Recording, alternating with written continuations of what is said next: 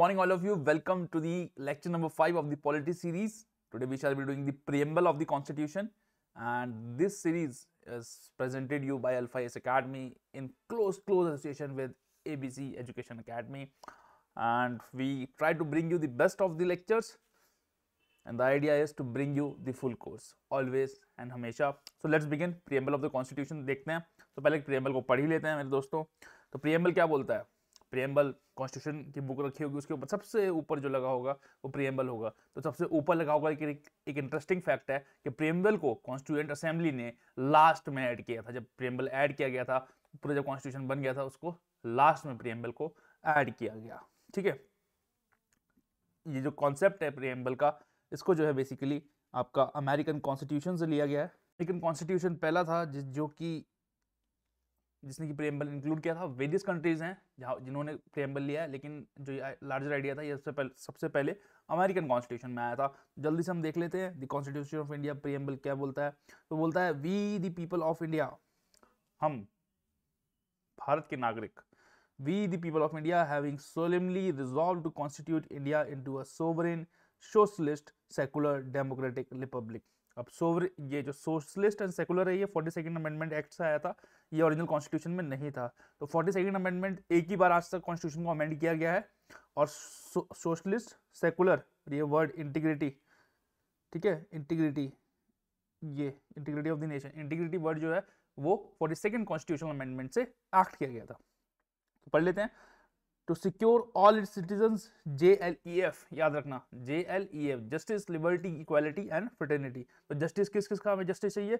Justice of social, economic and political, liberty of thought, expression, belief, faith and worship, equality of status and of opportunity, and to promote among them all, and fraternity, assuring the dignity of the individual and the unity and integrity of the nation. ठीक है.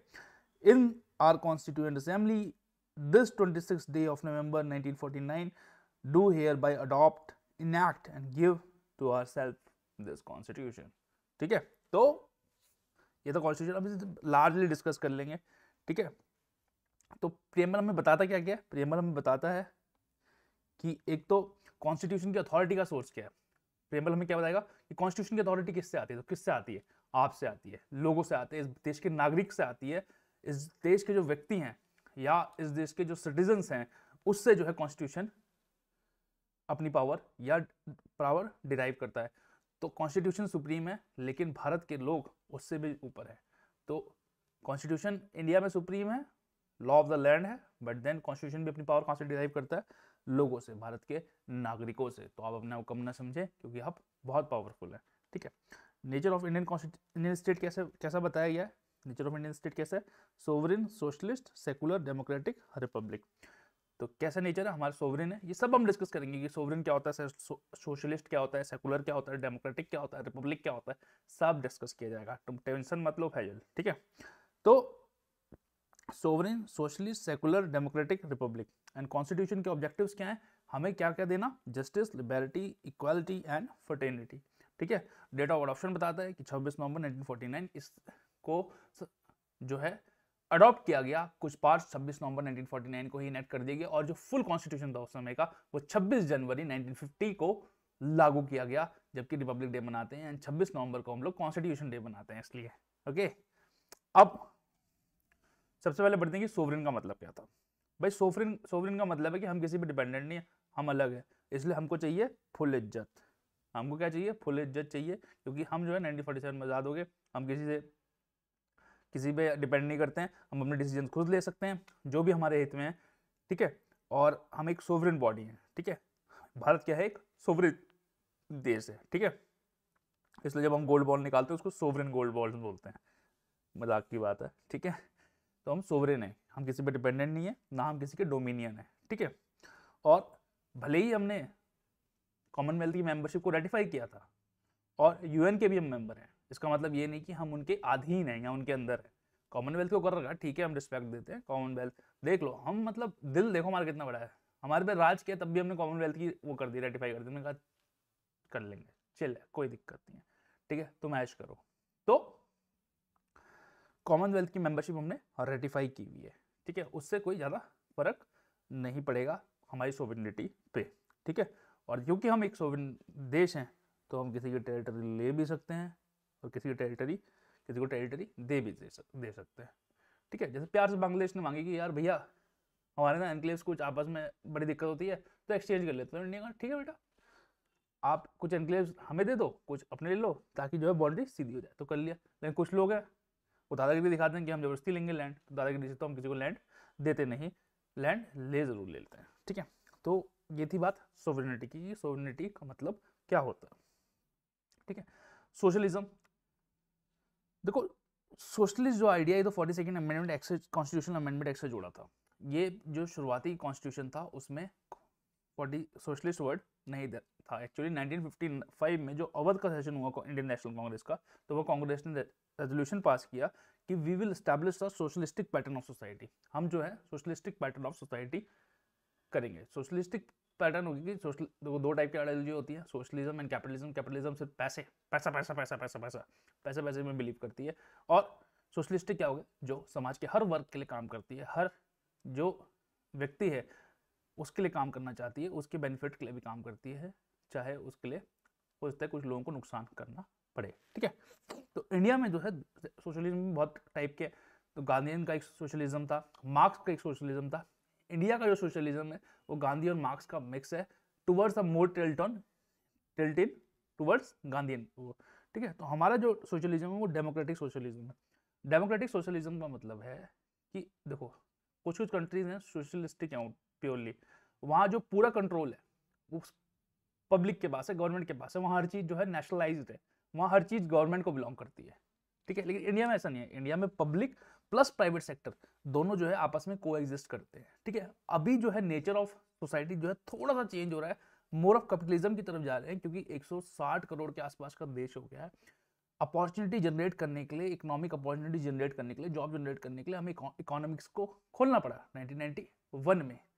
तब से जो है socialism का जो concept था वो डाइल्यूट होता चला जा रहा है, क्योंकि हमें जो है, क्योंकि ग्लोबलाइजेशन के चलते वर्ल्ड इतना इंटरकनेक्टेड हो गया कि हम बंद नहीं रह सके और पैसे के लिए काम करना जरूरी हो गया। तो आज के टाइम पे अगर हम काम नहीं करेंगे तो ऐसा नहीं कि कोई हमारा ख्याल रखेगा, स्टेट हमारा ख्याल रखेगा, हमें अपना ख्याल खुद रखना है, जो कि एक अच्छी बात भी है और कुछ लोगों के लिए बुरी बात भी है। तो हर चीज़ का अपना प्रोज एंड कॉन्स होता है, उस डिबेट में पड़े बगैर हमें जो है सिंपली समझना है, बढ़िया सा वर्ड उठाना है मेंस में लिखने के लिए कि India believes in democratic socialism where public and private sector coexist and not in the communistic socialism जहाँ सब कुछ नेशनलाइज होता है, जहाँ सब कुछ जो है स्टेट के पास होता है।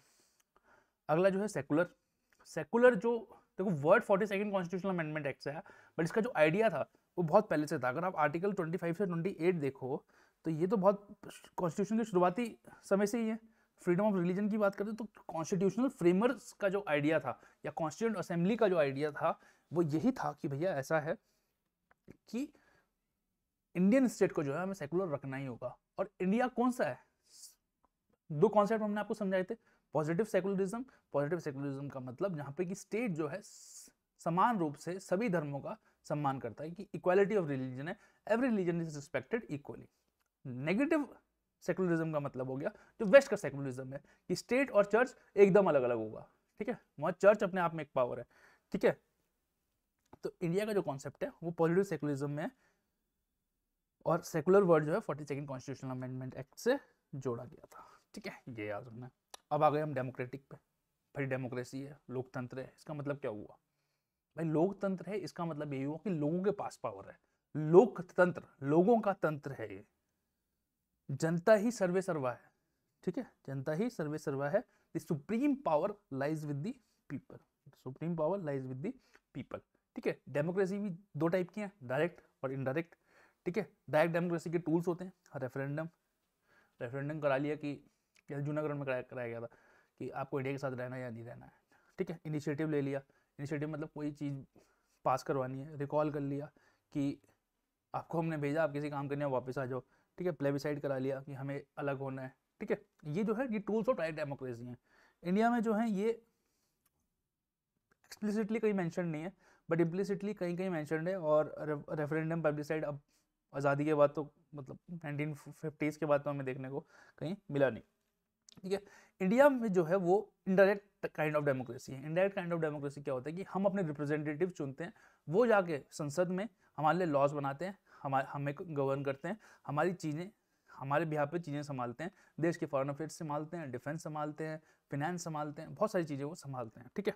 तो इंडिया क्या है, एक टाइप की इनडायरेक्ट डेमोक्रेसी है जहाँ पे रिप्रेजेंटेटिव भेजते हैं। अब इनडायरेक्ट डेमोक्रेसी भी दो प्रकार की होती है, पार्लियामेंट्री होती है, प्रेसिडेंशियल होती है। तो प्रेसिडेंशियल कौन सी हो गई, यूएसए, पार्लियामेंट्री कौन सी हो गई, इंडिया। तो इंडिया में क्या है, रिप्रेजेंटेटिव डेमोक्रेसी है, रिप्रेजेंटेटिव पार्लियामेंट्री डेमोक्रेसी है, ठीक है। डेमोक्रेसी, डेमोक्रेटिक आइडिया जो होती है, जो डेमोक्रेसी का आइडियल है वो सिर्फ कोई पॉलिटिकल डेमोक्रेसी इस्टेब्लिश करना नहीं है, उसका आइडिया ये है इकोनॉमिक प्लस सोशल डेमोक्रेसी भी इस्टेब्लिश करनी, क्योंकि डॉक्टर बी आर अम्बेडकर ने बोला था कि पॉलिटिकल डेमोक्रेसी का कोई फायदा नहीं अगर आप सोशल डेमोक्रेसी इस्टेब्लिश ना कर पाए। भाई सोशल डेमोक्रेसी का क्या मतलब हुआ कि कोई भी व्यक्ति जो है डिस्क्रिमिनेट ना हो, जो हर किसी को एक समान रूप से अधिकार मिले, अपॉर्चुनिटी मिले काम करने की, काम तक पहुंचने की, और सबको जो है बराबर राइट्स मिले, ठीक है। ये बात थी इसकी सोशल डेमोक्रेसी की। तो political democracy is of no use without social democracy. Okay, अब आ गया रिपब्लिक। रिपब्लिक मतलब गणतंत्र, ठीक है। गणतंत्र मतलब देखो दो टाइप की डेमोक्रेटिक पॉलिटी होती हैं वर्ल्ड में, एक होती है मोनार्की, एक होती है रिपब्लिक। मोनार्की क्या हो गई, हेरिडिटरी, जैसे यूके है, वहाँ अभी क्वीन की डेथ हुई तो वहाँ किंग आ गए, ठीक है। जो सारे डिसीजन होते हैं वो किंग के नाम पे लिए जाते हैं, हेरिडिटरी पोजीशन है। रिपब्लिक क्या हो गया, रिपब्लिक में क्या होता है कि जो हेड ऑफ द स्टेट होता है, हमारे केस में प्रेसिडेंट, यूएसए के केस में भी प्रेसिडेंट, ठीक है, वो डायरेक्टली या इनडायरेक्टली सिलेक्ट होकर आता है। यूएसए और हमारे बीच में क्या फर्क था कि वहाँ प्रेसिडेंट डायरेक्टली इलेक्ट होता है, यहाँ पे इनडायरेक्टली इलेक्ट होता है। उसको जो है जो लेजिस्लेटिव असेंबलीज के मेंबर्स हैं और जो लोकसभा एंड राज्यसभा के मेंबर्स हैं वो इलेक्ट करते हैं, वोट करते हैं, तब प्रेसिडेंट का चुनाव किया जाता है। बट देन इलेक्ट होके आते हैं, बट इनडायरेक्टली इलेक्ट होके आते हैं, ठीक है। रिपब्लिक का मतलब दो चीज़ और है कि जो पॉलिटिकल सोवरेनिटी है वो लोगों के पास है, और कोई एक सिंगल बंदा मोनार्क जो है हमारे देश का हेड नहीं है। सेकंड बात है कि there is absence of any privilege class, सबको जो है बराबर अपॉर्चुनिटी मिलेगी हर जगह पहुंचने की, ठीक है। तो absence of any privilege class भी रिपब्लिक जो है दिखाता है। बात करें जस्टिस की, तो टेम्बल ने बोला कि हमें 3 टाइप के जस्टिस स्टैब्लिश करने हैं भाई। पहला कौन सा करना था, सोशल, इकोनॉमिक, पॉलिटिकल, ठीक है। अब हुआ क्या कि सोशल जस्टिस, भाई सोशल जस्टिस का मतलब क्या हुआ, equal treatment to all citizen, सारे सिटीजन को आपको इक्वली ट्रीट करना है, पहली बात। और जो मार्जिनलाइज सेक्शन है जैसे schedule caste, schedule tribes, womens, अब तो खैर काफ़ी इंप्रूव हो गया, पुअर पीपल, इन जो मार्जिनलाइज सेक्शंस हैं सोसाइटी के, इनको जो है आपको इम्प्रूवमेंट करना है, इनकी कंडीशन को इम्प्रूव करने के लिए आपको वर्क करना है, ठीक है। तो और इक्वल ट्रीटमेंट करना है, तो ये हो गया आपका सोशल जस्टिस। इकोनॉमिक जस्टिस हो गया कि जितनी भी इनइक्वालिटीज हैं in terms of wealth, income, property, ये आपको दूर करनी है, ठीक है। Directive principle of state policy में भी ये लिखा गया है। कौन सी directive principle of state policy में, ये आप हम मुझे कमेंट बॉक्स में बताएंगे, ठीक है। तो इकोनॉमिक का मतलब हो गया elimination of inequalities in terms of wealth, income and property. जब आप सोशल प्लस इकोनॉमिक जस्टिस को जोड़ देते हैं तब वो आपका डिस्ट्रीब्यूटिव जस्टिस बन जाता है, ठीक है। तो जब आपने social justice plus economic justice को जोड़ दिया तो वो आपका डिस्ट्रीब्यूटिव जस्टिस बन गया, कि आप समान रूप से सबको जस्टिस सबके साथ कर पा रहे हैं। उसके बाद है पॉलिटिकल जस्टिस, कि आपको इक्वल पॉलिटिकल राइट्स हैं। पॉलिटिकल ऑफिस पहुंचने के लिए देखो, आप भी प्रधानमंत्री बन सकते हैं देश के, मैं भी प्रधानमंत्री बन सकता हूँ, आप भी राष्ट्रपति दो की पॉलिटिकल ऑफिस नहीं है, बट देन आप भी राष्ट्रपति बन सकते हैं, मैं भी राष्ट्रपति हूँ। तो क्या है, सबके पास एक समान अवसर है उन पॉलिटिकल ऑफिस तक पहुंचने का। तो क्या है, पॉलिटिकल डेमोक्रेसी है या पॉलिटिकल जस्टिस है हमारे देश में, ठीक है। अब बात करते हैं लिबर्टी की। लिबर्टी का मतलब होता है एब्सेंस ऑफ रेस्ट्रिक्शंस, आपके पास लिबर्टी है बट और जो प्रियम्बल है वो किस लिबर्टी की बात करता है, वो बात करता है लिबर्टी ऑफ थॉट की, लिबर्टी ऑफ एक्सप्रेशन की, लिबर्टी ऑफ बिलीव की, लिबर्टी ऑफ फेथ की, लिबर्टी ऑफ वर्शिप की। ये याद रख लेना, TBEFW, ठीक है। Thought, expression, believe, faith and worship, 5 चीजें। बट लिबर्टी का मतलब कतई नहीं कि जो मेरा मन करेगा मैं वही करूँगा, ऐसा नहीं कि आपका मन कर रहा है कि आज मैं जो है AK-47 लेके दोनों हाथ से ऊपर गाड़ी पे 2 पाँव रख के चलाता हुआ चलूँ, नहीं। With in the confines of law, with in the confines of constitution आपको जो है काम करने हैं। आपको सोचने की आज़ादी है, एक्सप्रेस करने की आज़ादी है, बट देन ऐसा नहीं कि जो आपका मन करेगा आप वही करेंगे, ठीक है, ऐसा बिल्कुल नहीं है। आप जो है लिबर्टी का इस्तेमाल with in the limitations and restraints of law करेंगे, उसके अंदर रह के करेंगे, उसको तोड़ के नहीं करेंगे, because law of land is supreme, ठीक है। दो the constitution derives from the power of the people, but then you have to be very careful while exercising it, because एक बड़ी अच्छी कहावत है, मेरा फ्रेंड था बार बार बोला करता था कि the freedom to swing your arms ends at the tip of my nose, ठीक है। तो ऐसा कुछ नहीं है कि आप जो मन करें, आपको अपने आप को कन्फाइन रखना है। और जो ये आगे जस्टिस बात अलग थी, जो लिबर्टी इक्वालिटी एंड फ्रेटर्निटी के जो कॉन्सेप्ट हैं, ठीक है, लिबर्टी इक्वालिटी एंड फ्रेटर्निटी के जो कॉन्सेप्ट है वो फ्रेंच रेवोल्यूशन से लिए गए हैं। कहाँ से लिए गए? फ्रेंच रेवोल्यूशन से। अब बात करें इक्वालिटी की, इक्वालिटी और राइट टू इक्वालिटी आर्टिकल 14 से 16 तक तो ये एक्सप्लिसिटली मेंशन्ड है, ठीक है। तो 14 क्या बात करता है? Equality before law and equal protection of law की। ये सब फंडामेंटल राइट्स पढ़ाएंगे ना, डिटेल में पढ़ाएंगे आपको वहाँ पे आराम से। Prohibition of discrimination on grounds of religion, race, caste, sex और place of birth. Article 16 is equality of opportunity in matters of public employment. Article 17 is prohibition of untouchability, and Article 18 is abolition of titles. Military and academic distinctions are, however, exempted. ये काहे के लिए किया गया है? ये काहे के लिए किया इक्वालिटी? ये आपको फंडामेंटल राइट एक्सप्लिसिटली मेंशन्ड है कॉन्स्टिट्यूशन में। और ये क्यों किया गया? ये जो एबोलिशन ऑफ टाइटल है कि आप फलाना फलाना फलाना फलाना दिस मैं ये हूँ, तो ये क्या है? ये एक सोच थी। सोच क्या थी? कि आप बड़े हैं, इतना बड़ा टाइटल है, तो सरकार ने बोला भैया आप टाइटल वाइटल इस्तेमाल नहीं करेंगे, आप टाइटल वाइटल इस्तेमाल नहीं करेंगे। जो कॉन्स्टिट्यूशनल मेकर्स थे, जो कॉन्स्टिट्यूंट असेंबली थी और जो कॉन्स्टिट्यूशन है, तीनों का आइडिया यही है कि एक इक्वल सोसाइटी बने, सब जो है समान रूप से रहें, सब अपना अपना काम करें, ठीक है। कंपनी में एक हायरार्की हो सकती है, ठीक है, कंपनी में एक वाइस प्रेसिडेंट हो सकता है, एक स्वीपर हो सकता है, लेकिन कॉन्स्टिट्यूशन का आइडिया है कि वो स्वीपर और वाइस प्रेसिडेंट, ऐसा नहीं कि स्वीपर उसको बहुत बड़ा समझे, आते हैं पैर छू रहे हैं, जूते पॉलिश कर रहे हैं, ऐसे नहीं करना है। दोनों का अपना अपना काम है, दोनों का अपना डिवीजन ऑफ लेबर है, दोनों के काम की रिस्पेक्ट है, और दोनों आपस में जो है उन वो आपस में रिस्पेक्ट करें, ठीक है। तो यही लार्जर आइडिया है इक्वालिटी इस्टेब्लिश करने का। तो जो प्रीएम्बल था उसने किस में बात करी? Equality of status end of opportunity. Opportunity पे बहुत जोर रहा है, क्योंकि अगर आप अपॉर्चुनिटी नहीं दोगे ना तो आदमी पहुंचेगा कैसे? तो अपॉर्चुनिटी पे बहुत जोर रहा है कॉन्स्टिट्यूशनल मेकर्स का। इक्वालिटी का मतलब क्या होता है? कि किसी भी जो क्लास है, any section of society does not have a special privilege, there is an absence of privileges to any section of society, ठीक है। पॉलिटिकल इक्वालिटी की बात भी की गई। पॉलिटिकल इक्वालिटी देख लेते हैं कहाँ कौन कौन से आर्टिकल में। एक आर्टिकल 325, एक आर्टिकल 326। ये हो सकता है मेरे पीछे छिप जाए क्योंकि काफ़ी नीचे लिए आए हैं, नीचे लिए आया हूँ मैं लिखते लिखते, ठीक है। तो आर्टिकल 325 क्या कह सकता है? कि आप किसी को religion based, caste and sex के बेसिस पे ये नहीं कर सकते कि आप इलेक्टोरल रोल से उसको बाहर कर दो, कि आपका नाम जो है आप वोट नहीं कर पाएंगे, आपका इलेक्टोरल रोल से नाम काट दिया जाता है। तो ये क्या है? पॉलिटिकल डेमोक्रेसी या पॉलिटिकल इक्वालिटी स्टैब्लिश हुई, ठीक है। आर्टिकल 326 क्या बोलता है?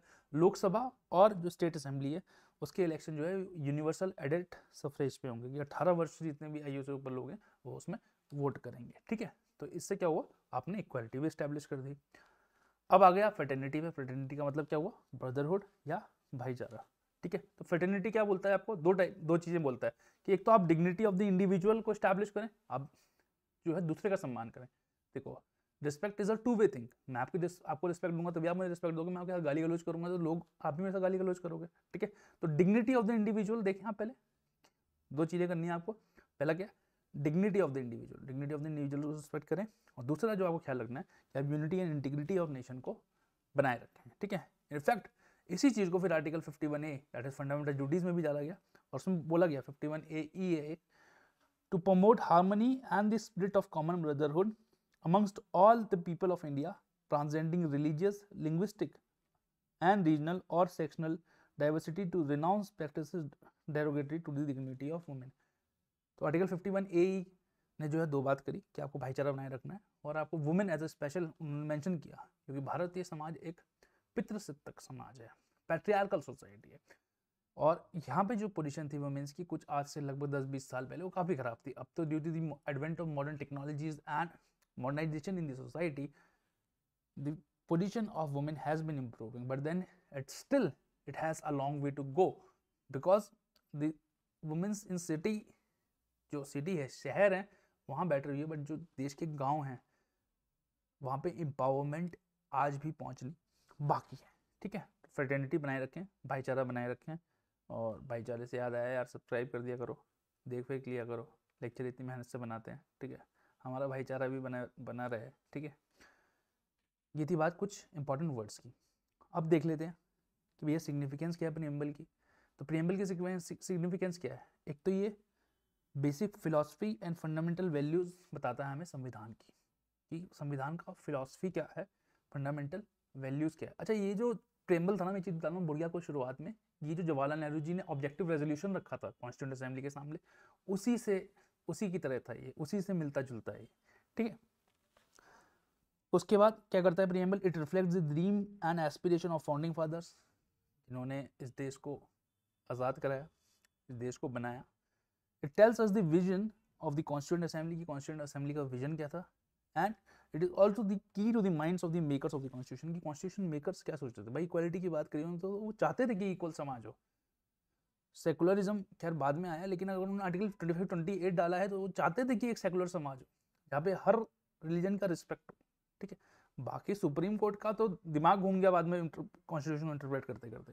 ठीक है, अब जो दो बड़े डिबेट है, जो डिबेट नंबर 1 है कि क्या प्रीएम्बल कॉन्स्टिट्यूशन का पार्ट है। तो एक स्टोरी सुनाते हैं आपको। स्टोरी क्या हुआ कि ये, अब हमारे देश में कुछ भी होता है तो हम कहाँ चले जाते हैं? हम माननीय उच्च न्यायालय के पास चले जाते हैं। तो लोग पहुंचे माननीय उच्च न्यायालय के पास, तो बेरीबरी यूनियन का केस था, बेरीबरी रिव्यू था वो। ठीक है, और सुप्रीम कोर्ट ने बड़ी बड़ी बातें कह दी। बोला यार प्रीएम्बल बहुत अच्छा है, प्रीएम्बल जो है की है, आइडिया रिफ्लेक्ट करता है, फिलॉसफी रिफ्लेक्ट करता है कॉन्स्टिट्यूशन की, और बहुत ज़रूरी है, अगर कहीं इंटरप्रिटेशन की दिक्कत आए तो वहाँ पे इंटरप्रेट करने के लिए मदद करेगा। बट यार जो कॉन्स्टिट्यूशन है, प्रीएम्बल है, वो पार्ट नहीं है कॉन्स्टिट्यूशन का। तो बड़ी बड़ी बातें कह दी, बट देन बेरीबरी यूनियन में क्या डिसाइड हुआ कि प्रीएम्बल पार्ट नहीं है कॉन्स्टिट्यूशन का। कोई बात नहीं, फिर आपका the big case, the boss of all cases, Keshavananda Bharati case आया। केशवानंद भारती में of course basic structure doctrine lay down की गई। अब बेसिक स्ट्रक्चर क्या, किस चीज़ से बेसिक स्ट्रक्चर बनता है, ये सुप्रीम कोर्ट ने आज भी डिफाइन नहीं किया। But time and again in various cases the Supreme Court has iterated that this particular thing like secularism, independence of judiciary are the basic tenets of the constitution, and that these cannot be amended. Amendability of constitution भी था, लेकिन supreme court ने किसी भारतीय में ये बोल दिया कि preamble is a part of the constitution. ठीक है, preamble is a part of the constitution. फिर दोबारा यही बात उन्होंने LIC ऑफ इंडिया का केस था, वहाँ पे रीइटरेट करी। ठीक है,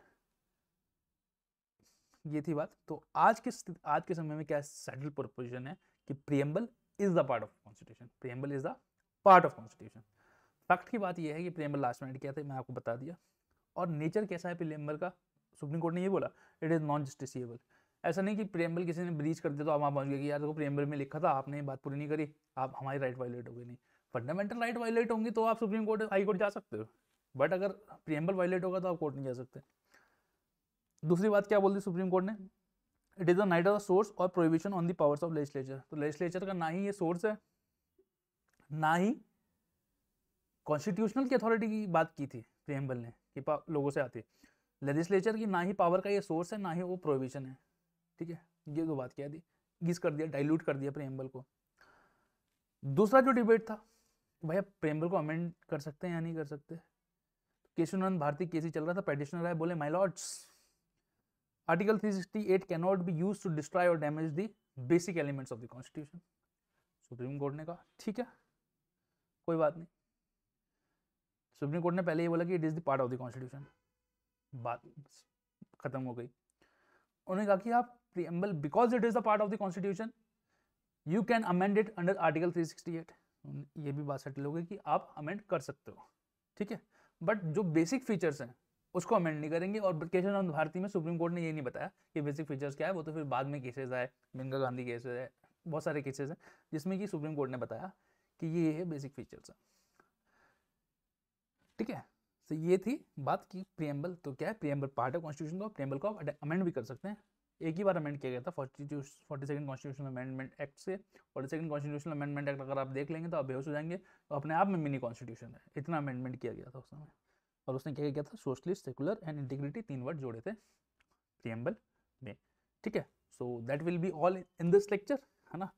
फाउंडेशन कोर्स चल ही रहा है, वीकली करंट अफेयर्स हर ट्यूसडे आता ही है, अभी और वेडनेसडे हो जाता है, कंपाइल करते हुए टीम आती है। मेंस डिस्कस करते हैं हम लोग मैडी के साथ, प्रीलिम्स के जो फैक्ट्स होते हैं वो मैं आपको पढ़ाता हूँ, और एडिटोरियल डिस्कशन हमारा चलता ही रहता है टाइम टू टाइम, जो भी इंपॉर्टेंट होता है हम डिस्कस करते हैं। And you know this series is in association with ABC education academy. ABC deals specifically with the Uttarakhand papers from group B, C, group A, B, C, D, सब deal करते हैं वो, और they are you know a bunch of awesome guys and you should follow them. They also, you will find this video on their channel also. So that's all for today. Thank you. Keep smiling, keep healthy, खुश रहें, पढ़ते रहें, नहीं पढ़ने का मन करे तो पार्टी भी कर लिया करो, कोई दिक्कत नहीं है। And I shall see you soon. Bye bye.